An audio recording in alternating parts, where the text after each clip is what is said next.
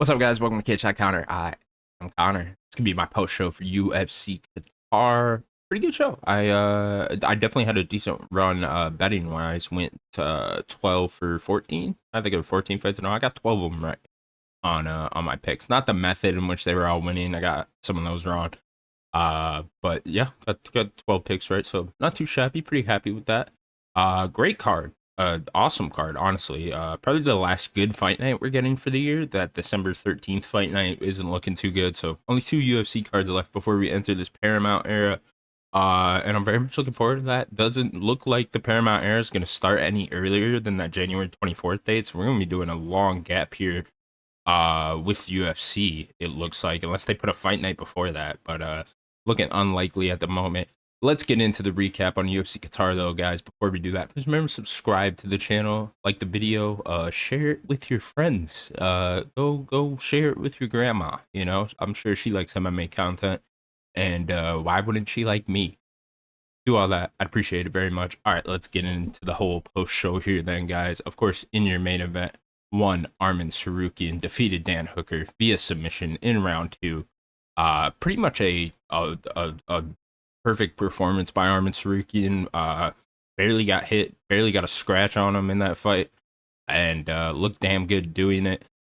First round starts, Arman gets to the ground, just really able to control Dan Hooker on the ground. Second round, Dan Hooker jumps a guillotine of all things, and I think he did that once in the first round too, if I'm remembering correctly. And Arman Tsarukyan escapes that and ends up getting a arm triangle choke in the second round, which I was pointing out in the pre-fight video that Arman Tsarukyan doesn't typically get a lot of submissions, so I was kind of expecting this fight to go the distance because I didn't think he'd be able to TKO him. I didn't think he'd be able to stop Dan Hooker with punches, but looks like Arman is adding submissions to his game, which is very good. Probably all that training with Hamzat makes a lot of sense to me. I never understood. There was a while, like even before Khabib's era, where like a lot of wrestlers just weren't finishing fights and they just weren't going for submissions at all. I remember when DC, who did DC choke out? DC choked out someone, and it was like baffling. I think it might have been Dan Henderson. Leave in the comments if you remember correctly. But DC ran to get choked someone, and it was like, oh wow, these wrestlers are finally starting to realize that they need to add submissions to their game to make fights exciting and gain more fans. Anyways, Arman Tsarukyan looked very good. I think we all kind of expected Arman Tsarukyan to win. There was like a glimmer of hope to me that Dan Hooker would win, and that would have been awesome. But no, we're here. Arman Tsarukyan really is the first or second best lightweight in the world currently. We really need to figure this out between Arman Tsarukyan, which is why I'm suggesting Ilia Topuria versus Arman Tsarukyan next. Of course, I don't see another route the UFC can really go here.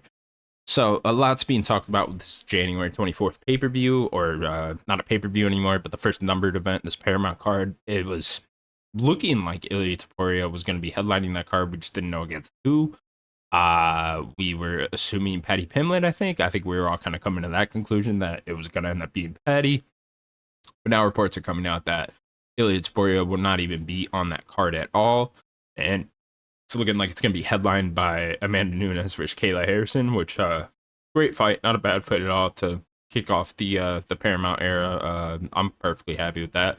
But then that leaves us with the question: who and when is Ilia Topuria fighting?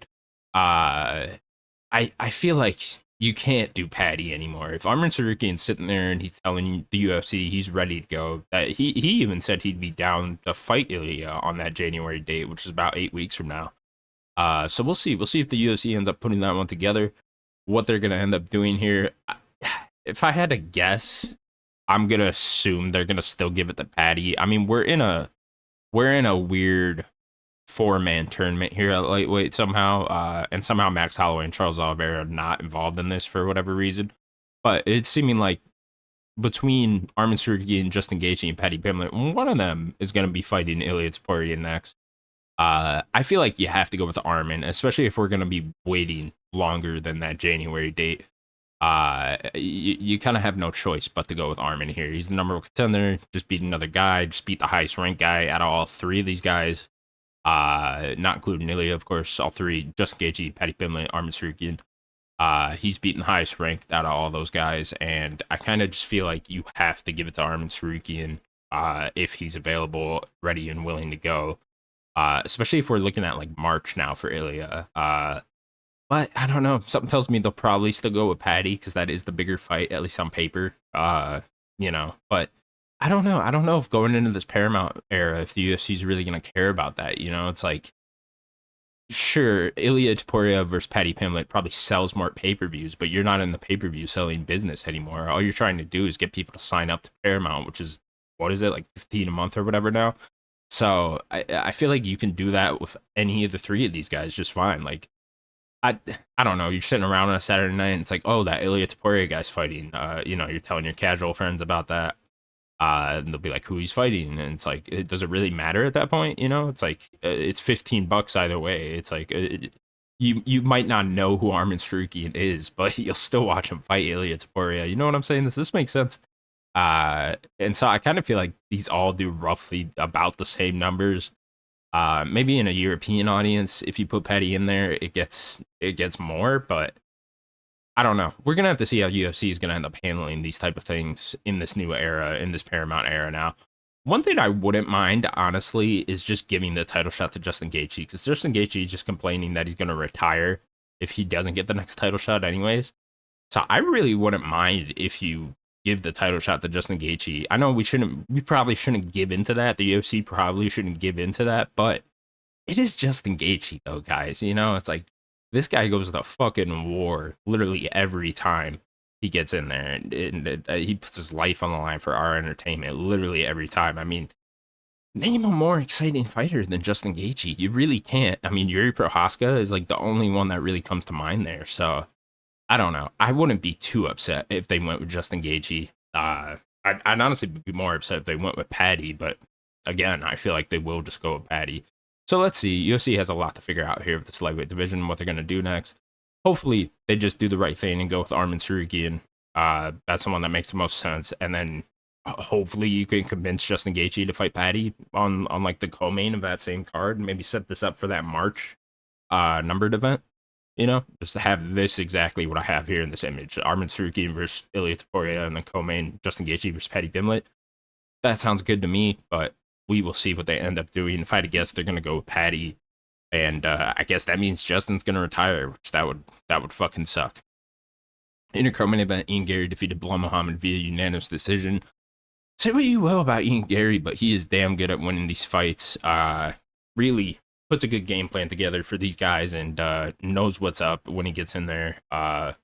This fight was pretty much contested mostly on the feet. It didn't seem like Bilal Muhammad didn't have any success being able to get Ian Gary down on the ground.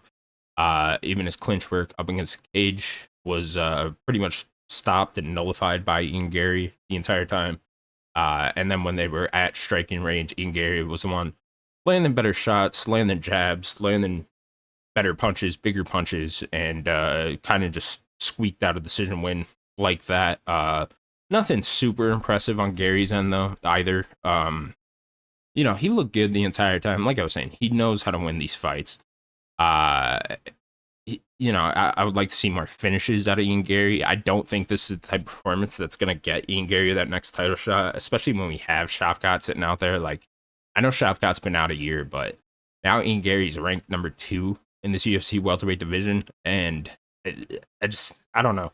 That Shavkat fight was only a year ago. I feel like you have to give Shavkat the title shot above Ian Gary still. I know he's beaten 2 guys since then, but with performances like this, I just don't think that really gets you a title shot. Like, I don't know. Did this make anyone really more excited to see Islam Makhachev versus Ian Gary? It didn't make me that much more excited. I kind of just feel like, from what I'm seeing, I feel like Islam Makhachev is going to kind of just have his way with Ian Gary, and that doesn't really excite me all that much. I want to see Islam be challenged, and I feel like there are a lot of guys in this welterweight division that can challenge him, but I don't think Ian Gary is really one of them based off this performance. But you never know. Maybe I'm wrong. So we'll see what they end up doing with Ian Gary here. What I'm going to suggest next for Ian Gary. Oh, yeah, and this whole weird Hamzat thing that happened there. It's like, this is one of the things I don't like about Ian Gary. It's just his personality. It's like, granted, Hamzat definitely overreacted here. But I feel like Ian Gary knew what he was doing. He knew the cameras were rolling. I think they had a little interaction before Hamzat ended up pushing Ian Gary. And I feel like he and Gary knew the cameras were rolling, and he knew things were getting kind of heated between him and Hamzat, and I think he went back in to antagonize Hamzat just a little bit more, knowing the cameras were rolling. I keep saying that. But anyways, I don't know. Shit like this kind of bothers me. And then Ian Gary played off like he wasn't doing anything, and it's like, you knew what you were doing. You were poking the bear a little bit, you know. Uh, anyways, for Ian Gary next, I'm gonna suggest Michael Morales. I think this fight makes a lot of sense. Uh, we got to see where the UFC is gonna end up going with this UFC welterweight division. Um, it's seeming like Kamaru Usman is somehow getting the next title shot, which is probably the worst option in this welterweight division. It's funny, in the lightweight division and the welterweight division, I'm assuming the UFC is going to pick the worst option, which is Paddy and Kamaru Usman. Uh, but I don't know. It seems like the way Islam's talking, the way his manager's talking, the way Kamaru Usman's talking, it's kind of seeming like we're heading in the direction of Islam Makhachev versus Kamaru Usman for the welterweight title, which I would hate. I think it should be Shavkat next. Like I was saying, I don't really care about the year-long layoff thing, and Shavkat has a win over Ian Gary, which no one else does in this division. Ian Gary is currently ranked number 2. So I feel like Ian Gary versus Mike Morales makes all the sense in the world. If neither of these guys are getting the title shot next, honestly, I'd rather either of these guys get the title shot next over Kamaru Usman, but doesn't seem like we're heading in that direction.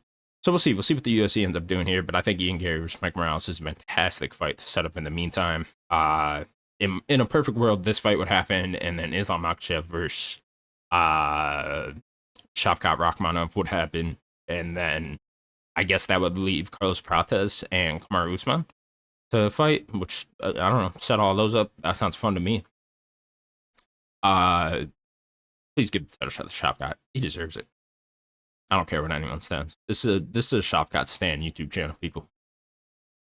In your next fight, Volkan Ozdemir defeated Alonzo Metafield via KO round 1. Volkan Ozdemir still doing that dumb watch thing every time he gets a knockout, but damn, this dude still got that damn power in his hands. Ends up this fight was chaotic from right off the bat. You just knew this fight was gonna end early, and Volkan Ozdemir ends up putting a lot of pressure on Alonzo Metafield at a certain point. They end up kind of going tit for tat, the ones pushing each other up against the cage, and Volkan Ozdemir just ends up getting the best of him.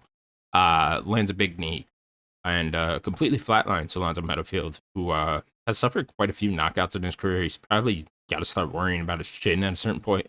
Anyways, for Volkan Ozdemir next, I'm going to suggest Clear Roundtree. These two have surprisingly never fought before, and this would be a fantastic fight. I mean, two guys with huge knockout power, both like the main on the feet. You could throw this on a pay-per-view or anywhere, you know, not obviously not like a co-main or anything, but this could definitely round out a nice pay-per-view or something like that. A good fight night. You could even headline a fight night with this. That'd be awesome too. So a lot of directions you can go with Volkan Ozdemir.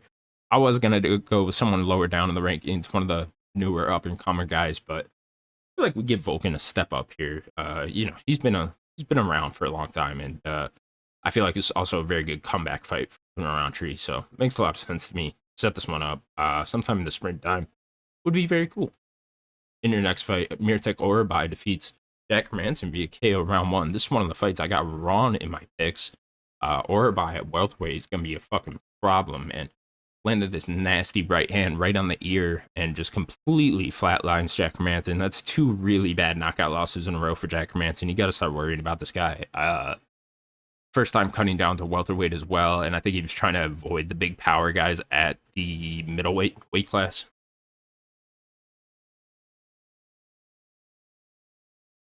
Anyway, yeah, Orabai looked very good.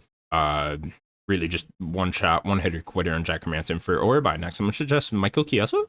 Michael Chiesa running a 3-fight win streak right now, which unfortunately for him is too many wins to have at his age in this stage in the career. And they've all 3 of Michael Chiesa's last wins have all been fighters that like make sense for someone of Michael Age's age and his stage in career to fight. You know, it was like Court McGee, Max Griffin, guys that have been in the UFC a while, guys that are kind of ending their UFC career or coming to an end of their UFC career rather, and guys that are veterans of the sport. He's been fighting those guys, and he has 3 wins over them.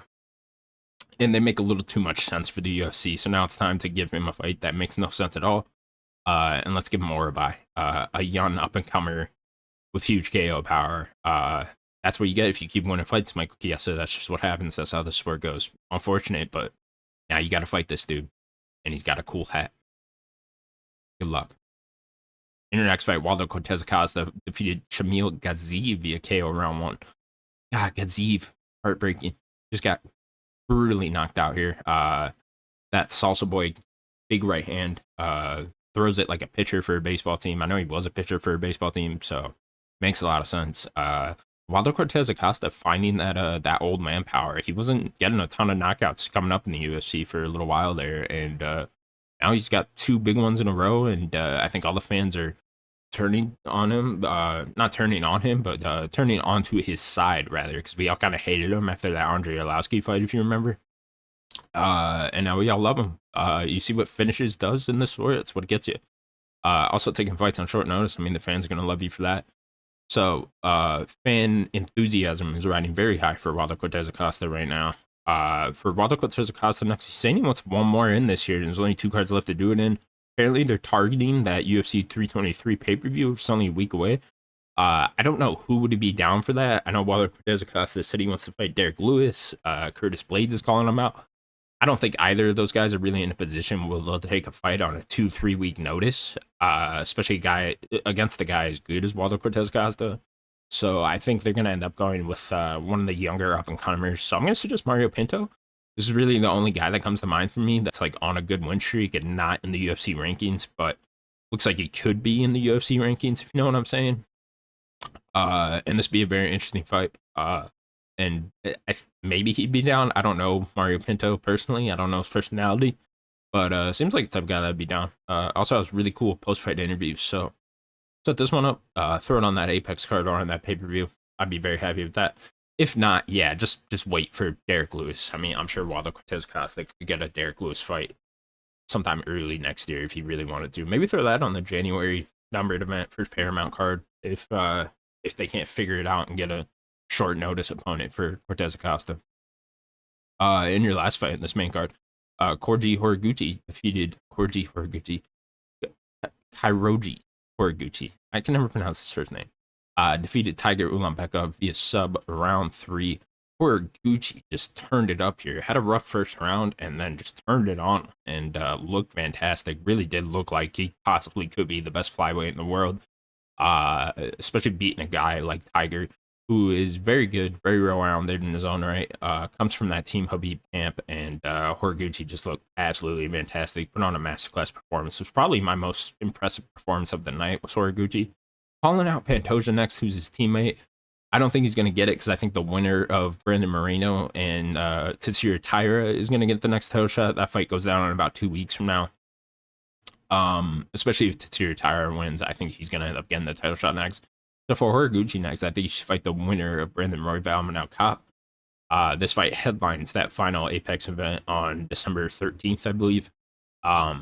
And I think he should just wait for the winner of this. Can probably turn it around pretty quickly, and then the winner of that get a title shot. So one more win for Horiguchi, and then he should get a title shot. And what an awesome fight Horiguchi versus Pantoja, should we get there, will be, because that'll be awesome. Teammate versus teammate, and 2 very well-rounded guys. That should be a fantastic fight. So I wouldn't be mad at all if they just give Horiguchi the title shot next either. That would be cool in my book.